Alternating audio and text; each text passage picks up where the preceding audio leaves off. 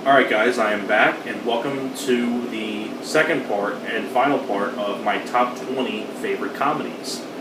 Once again, I've gone through 20 through 11, so before we get on to the top 10, let's recap on where we were.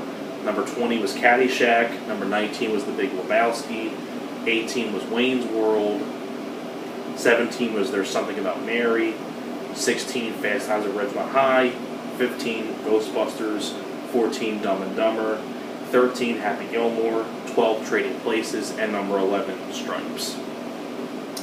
Now getting on to the top 10. Coming in at number 10 is without a doubt the original National Lampoon's Vacation, with my favorite film of the vacation films. I mean, just the only one that was rated R. Chevy Chase in this film as Griswold, just great, classic.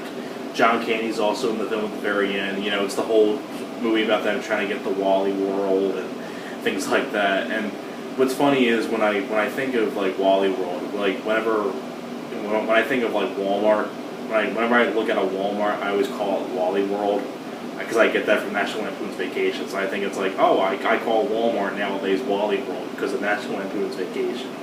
You know, just a funny little nickname there. But National Lampoon's Vacation, classic.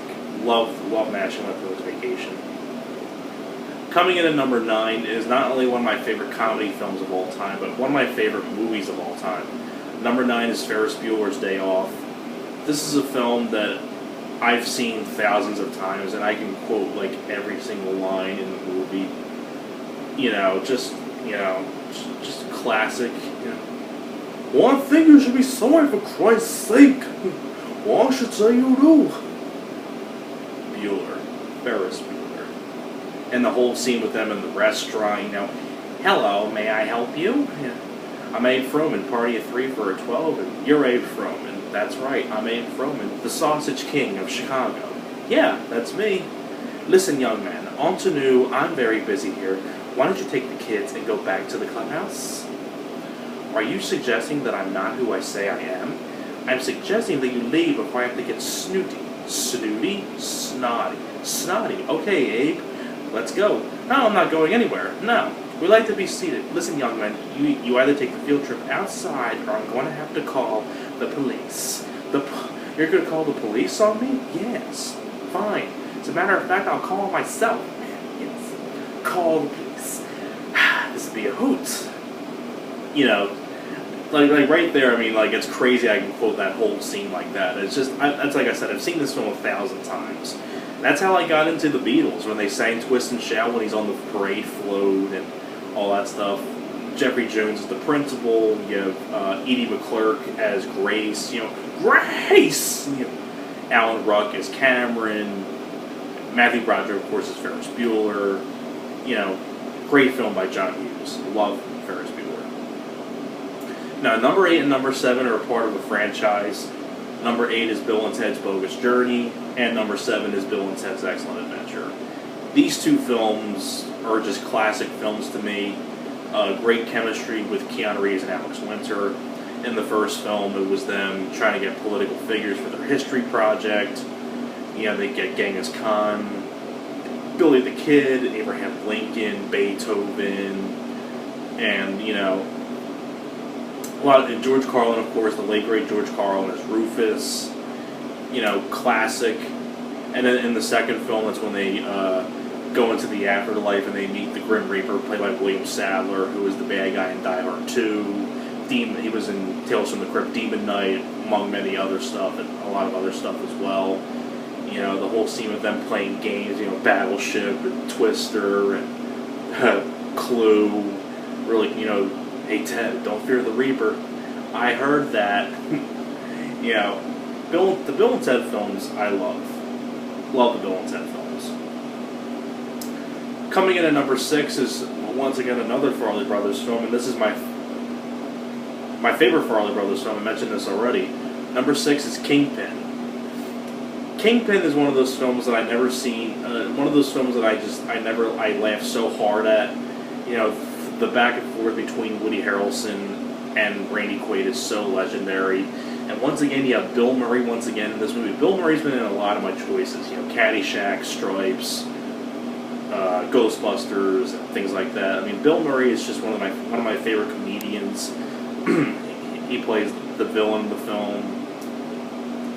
You know, just Woody Harrelson and Randy Quaid have a great back and forth. The whole scene where they're in the bathroom and Randy Quaid's taking a dump in the urinal because he's Amish and all that stuff, and Woody Harrelson's trying to like milk a cow and things like that, and you know, just a lot of fun stuff. And when they get to the bowling alley, a lot of fun stuff. It's really love the film. Really great 90s comedy. Coming in at number 5 is probably my favorite collaboration between these two guys. Number 5 is See No Evil, Hear No Evil, which is my favorite collaboration between Richard Pryor and Gene Wilder. Both of them are no longer with us anymore. I miss these two guys a lot. They're one of my these two guys are still one of my favorite comedy duos. I love the whole scene with them in this movie where Gene Wilder's he can't hear because he can read lips but he's deaf, and the truck driver's like, "Yo, get out of the way!" And he's like, and then Gene Wilder's yelling back at the truck driver that gave him a lot of crap, and Richard Pryor happens to be in that same spot. And Richard Pryor's blind, he can't see. He's like, "You talking to me? Just one more word." You know, she's trying to hit Gene Wilder. He's nowhere near close. You know, the back and forth between these two guys, just comedy gold. You know, really fun film. Really, really fun film. Coming in at number 4 is not only a great comedy, but it also has a really nice heart to it as well. Number 4 is Planes, Trains, and Automobiles. Without a doubt, my favorite collaboration my favorite John Candy film and my favorite film of Steve Martin, probably my favorite John Hughes film. This film is really, really funny. You know, the whole the rent-a-car plays. You know, I want a car right now. That's really the only reason why this movie is rated R, because of that one scene. And you know, he has some really nice heartfelt moments in the film as well. It has a wonderful ending. It's got great music. The back and forth between Steve Martin and John Candy is so good. You feel sorry for John Candy's character, you know, when he's tagging along with Steve Martin, and you come to find out more about John Candy's character, about his wife, and all that stuff. It's really, really heartfelt. It makes you feel sorry for John Candy, and watching that film makes me feel sad that John Candy's no longer alive anymore, because John Candy seemed like a sweetheart of a guy. Like, whenever anybody mentioned John Candy, they said he was like the nicest guy ever. When I was talking to PJ Souls, when I met her last year at the convention, she had a lot of great John Candy stories. She spoke really, really highly of John Candy. She says she misses him quite a bit as well. So, you know, John Candy is just one of those legends that I wish was still alive, because imagine he'd still be working today. I mean, he's just one of those great comedian, you know, had a lot of heart to him, really, really funny, and, you know, just an overall great actor. I miss the guy. So that's why that's number 4. And speaking of John Candy, he's also in this one at my number 3 spot. Spaceballs. Spaceballs, I mean, this is just a really clever comedy film that I've always really enjoyed. Rick Moranis as Dark Helmet, Bill Pullman as Lone Star, John Candy as Barf.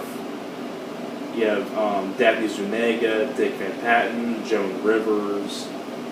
Also, Mel Brooks is in the film as well. Also written and directed by Mel Brooks. Very clever film. I'll get into more of this if I ever do like a review of this one day, because I love the Spaceballs. Really, really love this film a lot.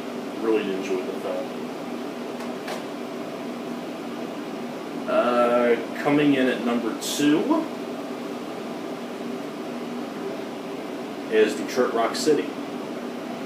Detroit Rock City is one of those great comedy films once again that I just adore and love. I also own this on Blu-ray, but I have the DVD because it's signed by Sam Huntington, who played Jam, the drummer. You know, a lot of fun. It's a really fun road movie when these 4 guys are trying to go to a Kiss concert. you know, Edward Furlong, Giuseppe Andrews, James DeBello, Sam Huntington, and also you have people like Natasha Lyonne, Lynn Shay,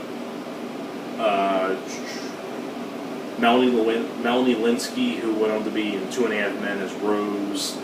You know, really, really great cast in the film. It's a fun film. Really a fun film. And without a doubt, my favorite comedy film of all time is, without a doubt, Jay and Silent Bob Strike Back. Jay and Silent Bob Strike Back is one of those comedy films that I laugh so hard at. I watched this film so many times.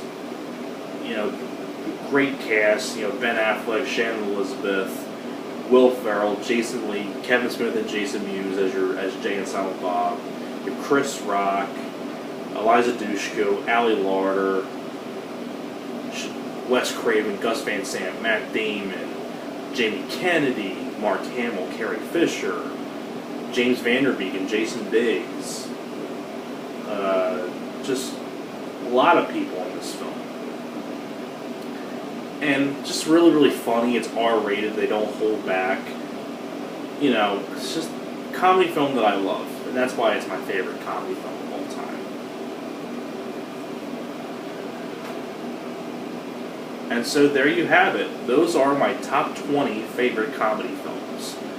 I hope you guys enjoyed this, and thanks a lot for watching, and I will see you guys next time. Alright guys, take care.